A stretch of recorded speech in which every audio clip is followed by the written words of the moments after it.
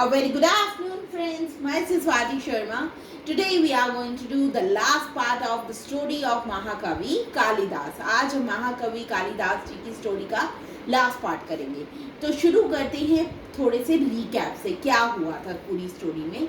देखिए, विद्योत्तमा एक प्रिंसेस होती है.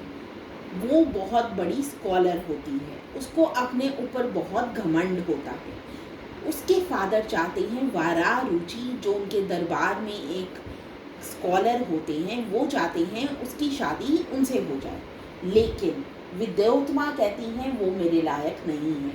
मैं शास्त्रार्थ करूँगी, मतलब डिबेट करूँगी. जो भी मेरे से उसमें जीतेगा मैं उससे शादी करूँगी.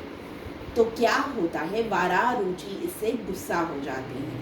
अब होता क्या है, एक दिन कुछ पंडित, राजा के दरबार के कुछ पंडित जा रहे होते हैं. वहाँ पे वो देखते हैं कालिदास एक ब्रांच पर बैठकर उसी ब्रांच को काट रहे होते हैं. तो वो देखकर वो एकदम से हैरान रह जाते हैं. वो कहते हैं इतना भी मूर्ख कोई हो सकता है, जिस ब्रांच पे बैठा हुआ है उसी को काट रहा है. तो ये देखकर वो डिसाइड करते हैं कि ये वो वारारुचि को बताएंगे, और वारारुचि जो हैं और वो सब मिलके उनकी शादी, कालिदास की शादी उनसे करवा देंगे. किससे करवा देंगे? उस प्रिंसेस से करवा देंगे. यही होता है. वो उसको, कालिदास जी को उनके आगे, प्रिंसेस के आगे प्रेजेंट करते हैं. प्रिंसेस जो है बहुत इम्प्रेस हो जाती है, क्योंकि वो उनको सिखा देते हैं.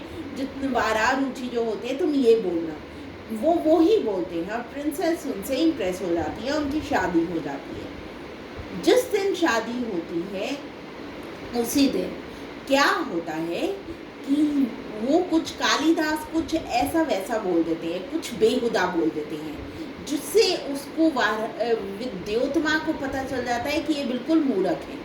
वो उसी वक्त उन्हें महल से और अपनी ज़िंदगी से बाहर निकाल देती है. ये टाइम होता है जब कालिदास को रियलाइज़ होता है कि वो दुनिया के सबसे बड़े विद्वान बनेंगे, और वो इसके लिए प्रयत्न करने शुरू कर देते हैं. वो एक गुरु ढूंढना शुरू कर देते हैं, और उन्हें गुरु मिलते हैं. वो एक जंगल में जाते हैं जहाँ पर एक पेड़ के नीचे गुरु बैठे होते हैं, और वो उन्हें कहते हैं कि तुम माँ काली की तपस्या करो, वो तुम्हें विद्वान बनाएंगी. वो ऐसे ही करते हैं. अब बात करेंगे पार्ट 6 की. तो शुरू करते हैं. Kalidas as per his guru's instructions did sadhana for many days and nights.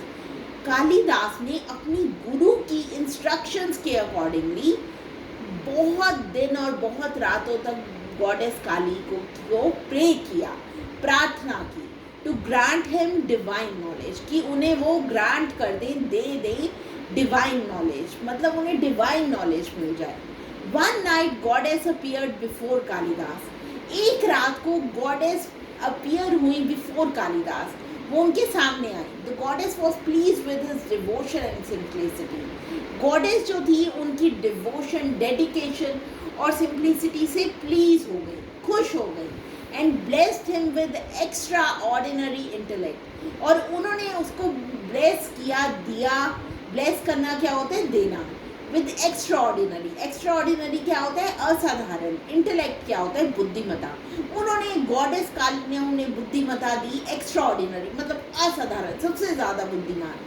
Excellence in art of poetry, goddess Kali ने उन्हें बनाया excellent in art of poetry. Poetry की फील्ड में एक्सीलेंट बना दिया. Kalidas wish was fulfilled, Kalidas की जो विश थी वो फुलफिल हो गई. द प्रेयर वॉज ग्रांटेड, उनकी जो प्रेयर थी वो मान ली गई, ग्रांट कर दिया गया उन्हें. Education and poetical part descended miraculously to well, who in gratitude assumed the name Kalidasa, devotee of Kali. देखिए, उनकी प्रेयर मान ली गई, उनको एजुकेशन मिल गई, उन्हें पोइटिकल पावर मिल गई. एकदम चमत्कार हुआ उन पे, और वो एकदम चेंज हो गए, वो एकदम विद्वान बन गए. और कालिदास ने ग्रेटिट्यूड शो करते हुए, ग्रेटिट्यूड क्या होता है? थैंकफुलनेस शो करते हुए, अज्यूम द नेम, रख लिया अपना नाम कालिदासा, मतलब काली के दास, डेवटी ऑफ काली. देखिए, ये हुआ, उनकी विश ग्रांट हुई. तो इसके बाद वो फिर उस प्रिंसेस के पास गए. उस प्रिंसेस ने उन्हें कहा कि तुम यहीं रहो, लेकिन कालिदास ने कहा मैं तुम्हें टीचर मानता हूँ, मैं यहाँ पे नहीं रह सकता। So friends, that was all about the story. अब हम बात करेंगे कालिदास जी ने कौन कौन से वर्क्स लिखे हैं। सबसे पहले है Kumarasambhava and Raghuvamsha are his two epic poems. ये दोनों जो हैं ये उनकी एपिक पोएम्स हैं। Malavikagnimitra, Vikramorvashiya and Abhijnana Shakuntala are his celebrated plays. ये इनके प्लेस है, सेलिब्रेटेड प्लेस है, मतलब बहुत फेमस प्लेस है। पोएम्स हैं, प्लेस हैं। उसके बाद है मेघदूत एंड ऋतु संहारा और also his poetical works. Meghaduta और ऋतु संहारा भी इनके पोएटिकल वर्क्स हैं। Kalidas contribution to Indian literature is tremendous. Kalidas की जो कंट्रीब्यूशन है, जितना उन्होंने कंट्रीब्यूट किया है इंडियन लिटरेचर को, वो ट्रिमेंडस है, बहुत ज़्यादा है। ट्रिमेंडस क्या होता है? बहुत ज़्यादा। Though his writings were in Sanskrit, they have been translated into numerous languages.